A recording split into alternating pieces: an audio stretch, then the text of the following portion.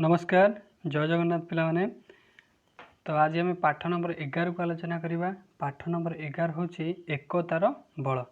देख चित्र को आगे भल भाव लक्ष्य कर। चित्र कौ गछ देखुच, यहाँ हूँ आखु गछ। आखु गछ को किए खाऊँ ना हाथी खाऊँ।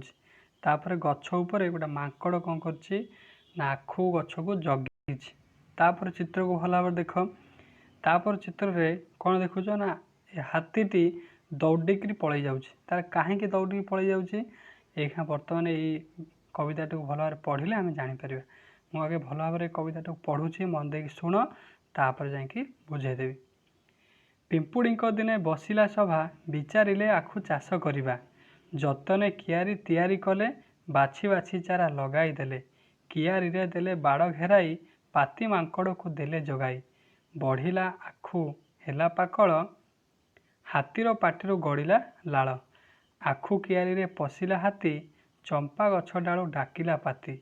शुणिले पिंपुड़ी आसिले धाई, हाथी पिंपुड़ी को हेला लड़े। पिंपुड़ी कामुड़ा सही न पारी, हाथी पलाइला जीवन धरी। कियारी रे हाथी रहिला नाही, खुशी रे पिंपुड़ी उठिले गाई। हाथी खाइजिब आम संपत्ति, छाड़ी देबु आमे पिंपुड़ी जाति। बुझिपारे पिला माने। बर्तमान एक बुझाऊँ शुण। पिंपुड़ी दिने बसिला सभा, विचारिले आखु चाष करवा। पिंपुड़ी कौन कले गोटे सभा कले, कहले आम गोटे आखु चाष करवा। सभा कर फैसला कले गोटे आखु चाष करेंगे बोली। जतने कियारी तैयारी कले, कियारी पूरा जत्न तैयारी कले, बाछि बाछि चारा लगाई देले। ये जो गछ देखुच लगी, ये हूँ कौन ना आखु गछ को लगेले पिंपुड़ी माने। कियारी रे देले बाड़ घेराई, पाती मांकड़ को देले जगाई। कियारे बाड़ घेरी देले, पाती मांकड़ देख गछरे जगी। बढ़ीगला आखु हेला पाकल, हाथीर पाटिरु गड़िला लाल। बढ़ीगला पूरा पूरा आखु पूरा बड़ बड़ होगला। यहाँ हाथी से पटे जाऊला, ता पाटिर लाल गड़ला। देख हाथी कौन कर ना ये जो आखु गछ को खाऊँ। हाथीर पाटिरु गड़िला लाल। आखु कियारी रे पशिला हाथी, चंपा गछ डालू डाकिला पाती। जितेबाला कौन है ना हाथी पशिगला आखु कियारे, किसी आखु खाईदेला। ये लक्ष्य कर, पाती मांकड़ चंपा गछरे जगी, आखु को जगी। सब सागे सागे पिंपुड़ी को डाकीदेला। पिंपुड़ी सब धाई आसिले। शुणिले पिंपुड़ी आसिले धाई, हाथी पिंपुड़ी को हेला लड़े।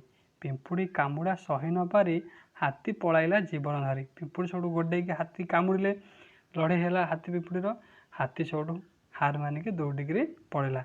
जितेबाला हाथी दौड़िकी पलैला, पिंपुड़ी कामुड़ा सही न पारी, हाथी पलाइला जीवन धरी।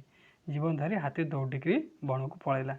कियारी रे हाथी रहिला नाही, खुशी रे पिंपुड़ी उठिले गाई। जितेबाला हाथी दौड़िकी पलैला, सब पिंपुड़ी माने खुशी हो गले। हाथी खाइजिब आम संपत्ति, छाड़ी देबु आमे पिंपुड़ी जाति।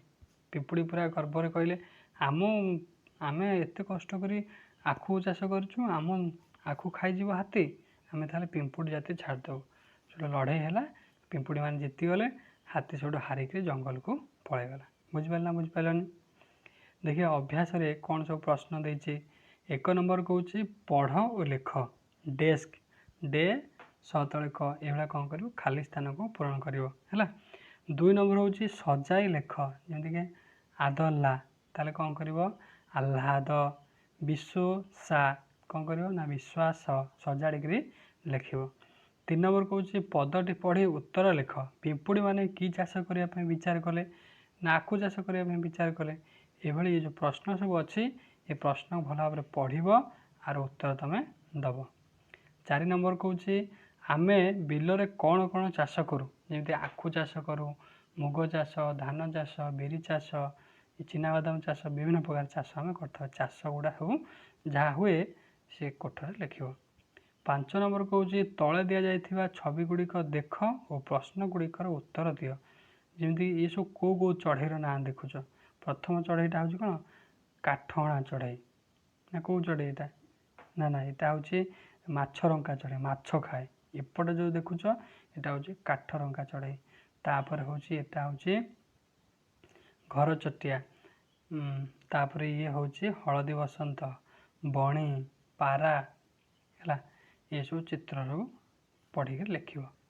तापर कौन क कौन 10 ନାମ ଲେଖିବ। ये जो ऊपर देखिल 10ଟି ପକ୍ଷୀର ନାମକୁ ଲେଖିବ।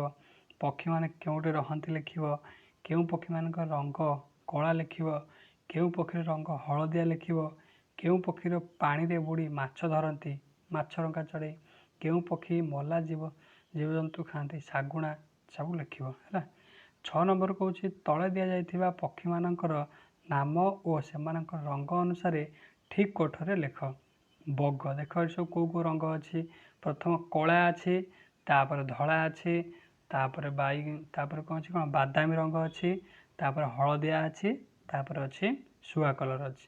ପ୍ରଥମ ବଗ ହେଉଛି ଧଳା। ଶୁଆ ତାପରେ କେଉଁ କଲର, ଶୁଆ ହେଉଛି ଶାଗୁଆ। ହଂସ ହେଉଛି ଧଳା।